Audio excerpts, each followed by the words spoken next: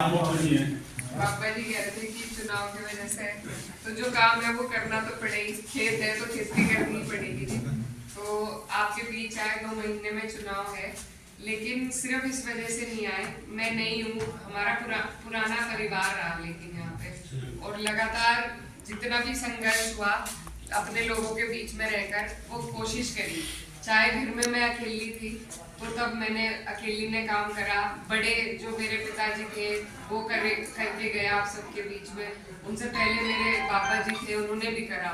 तो हमारा संघर्ष करने वालों का परिवार है और हम अपने लोगों के बीच में रहना जानते हैं।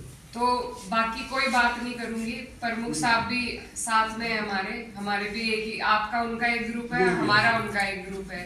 और जिस तरह की कुर्बानी उन्होंने इस चुनाव में दी तो इसी वजह से ये सीट निकली है जो बात है।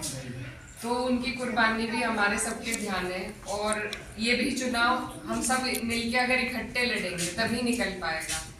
तो जी बस मेरी आप सबसे यही विनती है, गुजारिश है कि ऐसे प्रत्याशी को चुने जो आपके सुख दुख में आपके बीच आ जाए, जो आपके काम आ सके, आपकी आवाज उठा सके। ऐसा ना हो कि हम चाहे 1-2% एक आध बार चूक जाए, पर ऐसा तो नहीं होता होगा कि गठबंधन का कोई आदमी आए ही ना।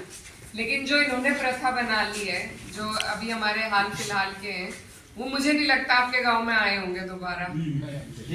अक्सर कर सब गांव में यही सुनने को मिलता है। तो अब आप सबके हाथ में वोट का अधिकार है। अपने अधिकार का आप इस तरह इस्तेमाल करें कि ऐसे आदमी को चुने जो कम से कम दोबारा आके आपसे 1 बार 2 बार कभी तो पूछ ले कि भाई ठीक है सब, जिसके पास आप जा सके। ऐसी ताकत जैसी उनके पास है ऐसी तो हमें शायद नसीब भी ना हो। डबल इंजन की सरकार है, सारे चीज उनके हाथ में है और फिर भी लोगों के बीच में न जाना, तो ये आप सबके समझने की बात है अब क्या करना है। तो बस यही मेन बात है। और अभी हमारे गठबंधन से भी टिकट फाइनल नहीं हुआ किसी का, हफ्ता 10 दिन और लगेंगे। लेकिन बस मैं पूरे ही गठबंधन की तरफ से आप सबके बीच विनती करने आई हूँ कि आप लोग एक मौका देके देखें और हम लोग आपके बीच में पूरी तरीके से संघर्ष करने का काम करेंगे।